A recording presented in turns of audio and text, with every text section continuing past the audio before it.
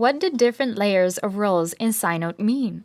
There are 2 layers of roles in SciNote which allow your organization to have full control over who has access to what. After this tutorial, you will be able to organize your team's permissions and roles in SciNote. One layer of roles is on the team level. On the team level, a member can be a team administrator, a normal user, or a guest. Team admins manage people in a team and all its data. They're the only ones who can create new inventories. Normal users can manage only the team's data. They can create new projects, for example.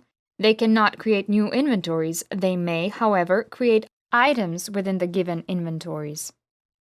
Guests can only view data within the team. If you want, you can add them to selected projects and grant them editing rights. The second layer of roles is set on project cards. When you create a new project, you have the owner role on this project. An owner can manage people on their project and all the data in the project. A user can manage data within the project. They can create, edit, and archive the data. A technician has restricted rights to create within a project. They can complete tasks and leave comments.